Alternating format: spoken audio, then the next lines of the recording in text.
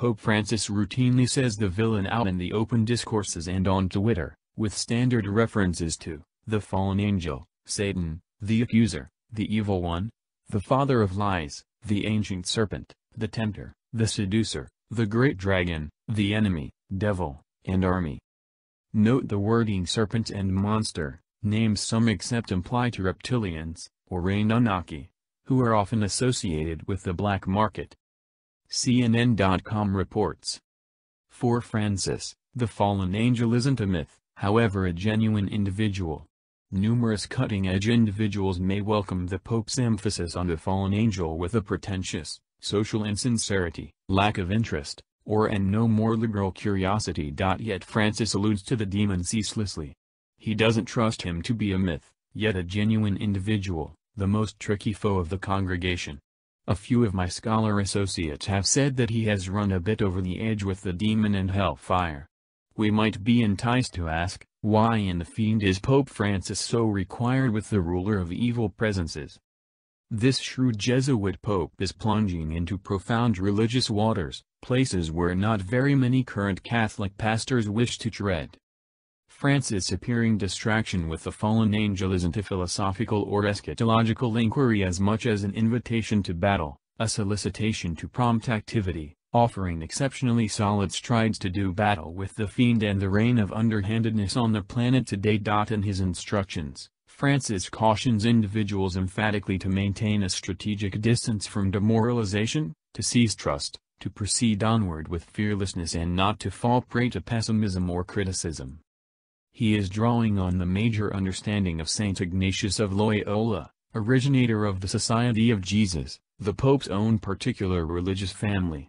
With his non-stop references to the demon, Pope Francis goes separate ways with the present lecturing in the congregation, which is unreasonably quiet about the villain and his deceptive ways or lessens him to an unimportant similitude.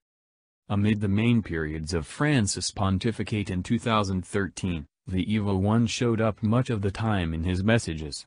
In his initially real deliver to the cardinals who chose him, the Argentine pontiff reminded them, "Let us never respect negativity to that severity that the fallen angel offers us consistently." In a few everyday instructions in the sanctuary of the Vatican Visitor House, the Pope imparted shrewd stories to the little gatherings riveted in consideration as he homilized on forbidden points. He has offered rules on the most proficient method to defeat the evil spirit's system. First, it is Jesus who fights the villain. The second is that we can get the triumph of Jesus over malevolence and the fiend by equal parts, for as Christ said in the Gospel of Matthew, "Who isn't with me is against me, and he who does not assemble with me diffuses." The Pope has focused on that we should not be innocent. The evil presence is quick, he is never thrown out everlastingly, this will just occur on the most recent day.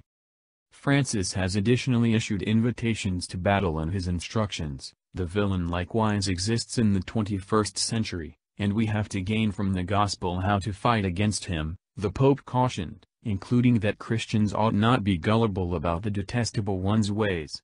The fallen angel is definitely not a relic of the past, the pontiff said. Recognizing the demon's smarts, Francis once lectured, "The fallen angel is canny, he knows more religious philosophy than every one of the scholars together."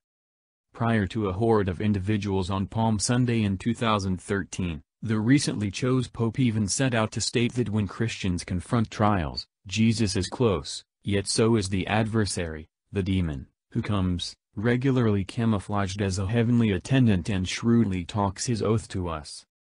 Most as of late, on July 12, in the readied content he was to convey, in normal form he rather gave a mind-blowing, unscripted deliver to 600,000 youngsters at a rally in Paraguay. The Pope introduced the expected set of responsibilities of the villain. Companions, the demon is a swindler. He makes guarantees after guarantee, however he never conveys. He'll never truly do anything he says. He doesn't follow through on his guarantees. He influences you to need things which he can't give, regardless of whether you get them or not. He influences you to put your expectations in things which will never make you glad. He is a rascal since he discloses to us that we need to desert our companions, and never to remain by anybody. Everything depends on appearances. He influences you to feel that your value relies upon the amount you have. Since the start of his papacy, Francis has been cautioning that whoever needs to take after Jesus must know about the truth of the fallen angel. The life of each Christian is a steady fight against malevolent, similarly as Jesus amid his life needed to battle against the villain and his numerous allurements. For Francis, the soul of fiendishness at last does not need our sacredness, he doesn't need our Christian witness, he doesn't need us to be devotees of Christ. In these references to the villain and his many camouflages, Pope Francis wishes to get back to everybody to reality.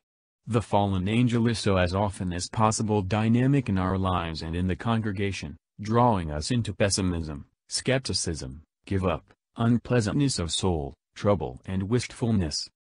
We should respond to the demon, Francis says, as did Jesus, who answered with the word of God. With the ruler of this world one can't exchange. Discourse is fundamental among us, it is vital for peace, it is a state of mind that we should have among ourselves with a specific end goal to hear each other, to see each other. Exchange is conceived from philanthropy, from affection. Yet, with the dark prince one can't exchange, one can just react with the word of God that protects us. The fiend has made a rebound in this pontificate and is assuming a vital part in Francis' service. Francis is dead genuine about the fallen angel. What's more, he accepts each open door he can to advise the villain to get the damnation out of our lives and our reality. It isn't so much that Francis has been concentrating on the malicious one's energy, nor has he been entranced by the Harry Potter motion pictures or by a want-to-do spin-offs of the Exorcist film. This Pope doesn't sit in front of the TV. The greater part of the allurements Francis talks about so frequently are the practical flip side to the core of the Argentine Jesuit Pope's message about the world that is accused of the greatness, leniency, nearness and loyalty of God. Those forces are far more prominent than the fallen angel's jokes.